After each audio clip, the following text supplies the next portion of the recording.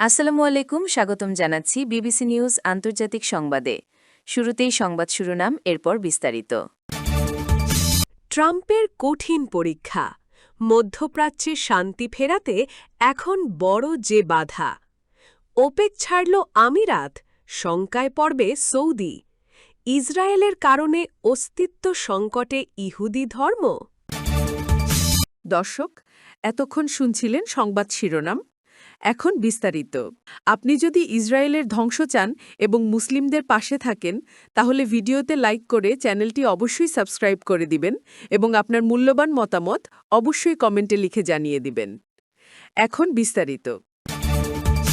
ট্রাম্পের কঠিন পরীক্ষা, মধ্যপ্রাচ্যে শান্তি ফেরাতে এখন বড় যে বাধা। মার্কিন প্রেসিডেন্ট ডোনাল্ড ট্রাম্প যখন হোয়াইট হাউসে আসার লড়াইয়ে ছিলেন, তখন থেকেই তিনি ইরানের প্রতি কট্টর অবস্থানের কথা জানিয়ে আসছিলেন।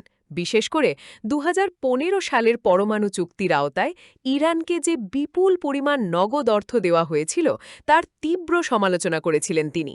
কিন্তু বর্তমান পরিস্থিতিতে মধ্যপ্রাচ্যে যুদ্ধ বন্ধ করা এবং একটি সুস্থায়ী সমঝোতায় পৌঁছনো এখন অনেকাংশেই নির্ভর করছে ট্রাম্প তেহরানকে কতটা আর্থিক সুবিধা দেবেন তার ওপর।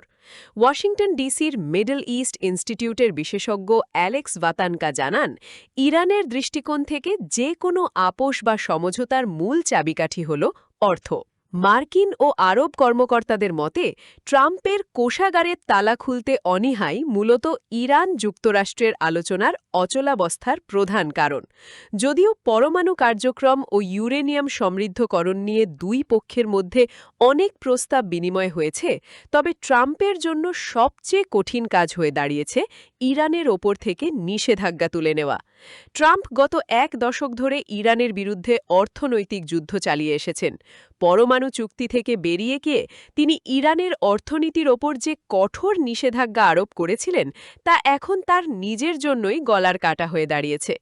রাজনৈতিক বিশ্লেষকদের মতে, যদি ট্রাম্প এখন ইরানকে বড় কোনো আর্থিক সুবিধা দেন, তবে তিনি যে কারণে ওবামার সমালোচনা করেছিলেন, সেই একই অভিযোগে তিনি বিদ্ধ হতে পারেন। ওপেক ছাড়ল আমিরাত, শঙ্কায় পড়বে সৌদি। মধ্যপ্রাচ্যে উত্তেজনা এবং জ্বালানি সংকটের মধ্যে বড় এক সিদ্ধান্ত নিয়েছে সংযুক্ত আরব আমিরাত, ইউএই। দেশটি আগামী ১ মে থেকে organization of the petroleum exporting countries, OPEC এবং ওপেক প্লাস থেকে সরে দাঁড়ানোর ঘোষণা দিয়েছে।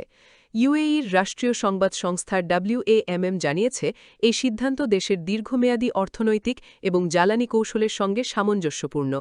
এই ঘোষণার কারণে ওপেক বড় ধাক্কা খাবে, বিশেষ করে সৌদি আরবের জন্য শঙ্কা বাড়তে পারে বলে বিশ্লেষকদের ধারণা। প্রতিবেদনে জানানো হয়, অভ্যন্তরীণ জ্বালানি উৎপাদনে বিনিয়োগ দ্রুততর করবে আমিরাতের এই সিদ্ধান্ত। বৈশ্বিক জ্বালানি বাজারে দায়িত্বশীল এবং নির্ভরযোগ্য সরবরাহকারী হিসেবে ভূমিকা বজায় রাখবে। সংস্থাটি আরও জানায়, বর্তমান সিদ্ধান্তের পিছনে জাতীয় স্বার্থ এবং বাজারের জরুরি চাহিদা পূরণের বিষয়টি রয়েছে। বিশেষ করে মধ্যপ্রাচ্যে চলমান ভূরাজনৈতিক অস্থিরতা, আরব উপসাগর এবং হরমুজ প্রণালীতে সরবরাহ বিঘ্নিত হওয়ায় এই সিদ্ধান্ত নেওয়া হয়েছে বলে উল্লেখ করা হয়। এই প্রণালী দিয়ে বিশ্বে প্রতিদিন বিপুল পরিমাণ তেল ও তরল প্রাকৃতিক গ্যাস পরিবাহিত হয়।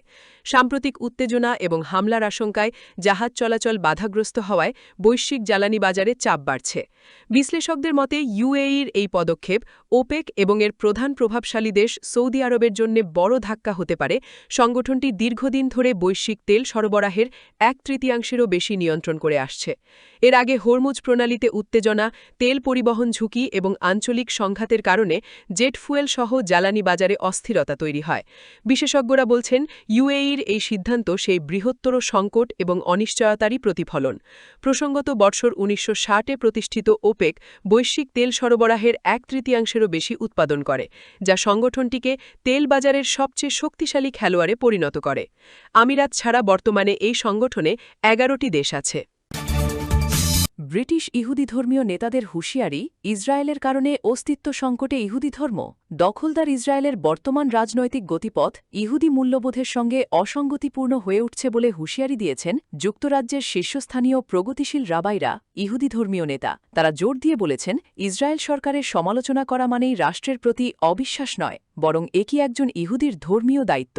যুক্তরাজ্যের প্রায় 1/3 সিনাগগের প্রতিনিধিত্বকারী নবগঠিত সংগঠন প্রোগ্রেসিভ জুডাইজমের দুই প্রধান নেতা রাবাই চার্লি ব্যাগিন্সকি এবং রাবাই জশ লেভি এই উদ্বেগ প্রকাশ করেন। তাদের মতে ইসরায়েলের বর্তমান কর্মকাণ্ড কেবল দেশটির নিজের জন্যই নয়, বরং খুদ ইহুদি ধর্মের জন্যই এক অস্তিত্বের সংকট তৈরি করতে পারে। সংগঠনটির প্রথম বই progressive Judaism, Zionism and the state of ইসরায়েলের প্রকাশনা উপলক্ষে দেওয়া এক সাক্ষাৎকারে তারা এসব কথা বলেন। ইহুদি ধর্মের রক্ষণশীল ধারার বাইরে যারা আধুনিক মূল্যবোধ, মানবাধিকার, লিঙ্গ সমতা এবং সামাজিক ন্যায়বিচারের ওপর ভিত্তি করে ধর্মচর্চা করেন তারাই মূলত প্রগতিশীল রাবাই। তারা মনে করেন ধর্মীয় বিধানগুলো সময়ের সঙ্গে পরিবর্তনশীল এবং তা অবশ্যই আধুনিক মানবাধিকারের সঙ্গে সঙ্গতিপূর্ণ হতে হবে। রাবাই ব্যাগিন্সকি বলেন, আমরা প্রায় বলি যে ইসরায়েলের বর্তমান গতিপথ ইহুদিদের জন্য নয়, বরং ইহুদি ধর্মের জন্য অস্তিত্বের সংকট হয়ে দাঁড়িয়েছে। যখন ইসরায়েল সরকারের নীতি আমাদের ধর্মীয় মূল্যবোধের সঙ্গে সাংঘর্ষিক হয় তখন সেটি বড় উদ্বেগের কারণ হয়ে দাঁড়ায়। রাবাই জশ লেভি যুক্তি দেন যে সরকারের সমালোচনা করা কোনোভাবেই ইহুদি সম্প্রদায়ের প্রতি বিশ্বাসঘাতকতা নয়। তিনি বলেন, ইসরায়েল সরকার যা করে তার প্রভাব আমাদের ওপর এবং আমাদের ধর্মের ওপর পড়ে, তাই এ বিষয়ে কথা বলা আমাদের ধর্মীয় বাধ্যবাধকতা। প্রোগ্রেসিভ জুডাইজম একটি জায়োনিস্ট আন্দোলন যা একটি গণতান্ত্রিক এবং বহুত্ববাদী ইসরায়েল রাষ্ট্রের সমর্থক। তবে এই বইটিতে এমন অনেকের প্রবন্ধও স্থান পেয়েছে যারা নিজেদের জায়োনিস্ট বলে পরিচয় দিতে স্বাচ্ছন্দ্য বোধ করেন না। মতের এই ভিন্নতাকে সংগঠনের নেতারা শক্তির উৎস হিসেবে দেখছেন। নেতারা স্পষ্ট করেছেন যে উগ্র ডানপন্থী ইসরায়েলি নেতা বেজালিল স্মোট্রিচ এবং ইতামার বেন গভিরের প্রচারিত জায়োনিজমের সঙ্গে তাদের ধর্মীয় বিশ্বাসের মিল নেই। ব্যাগিন্সকি বলেন, আমার জায়োনিজম ফিলিস্তিনিদের আত্মনিয়ন্ত্রণের অধিকারকেও স্বীকৃতি দেয়। আমরা দেখাতে চাই যে আমাদের ধর্মীয় জায়োনিজম পশ্চিম তীরে দেখা যাওয়া উগ্রপন্থা থেকে সম্পূর্ণ আলাদা। ইসরায়েলি নীতি এবং গাজা যুদ্ধের সমালোচনা করায় গত বছর ব্রিটিশ ইহুদি সম্প্রদায়ের একাংশের তোপের মুখে পড়তে হয়েছিল এই দুই নেতাকে। জিম্মিদের মুক্তির দাবিতে আয়োজিত এক সভায় ফিলিস্তিন রাষ্ট্র গঠনের পক্ষে কথা বলায় তাদের দুইও ধ্বনি দেওয়া হয়েছিল। সেই স্মৃতি মনে করে ব্যাগিন্সকি বলেন, মুহূর্তটি বেদনাদায়ক ছিল, কিন্তু আমি ফিলিস্তিন ও মধ্যপ্রাচ্যের শান্তি ও ন্যায়বিচারের কথা বলা থেকে পিছপা হব না। ইহুদি পরিচিতি, জায়োনিজম এবং ইসরায়েল নিয়ে চলমান উত্তপ্ত বিতর্কের মধ্যে এই ধর্মীয় নেতাদের এমন অবস্থান ব্রিটিশ ইহুদি সম্প্রদায়ের ভেতরে এক নতুন আলোচনার জন্ম দিয়েছে।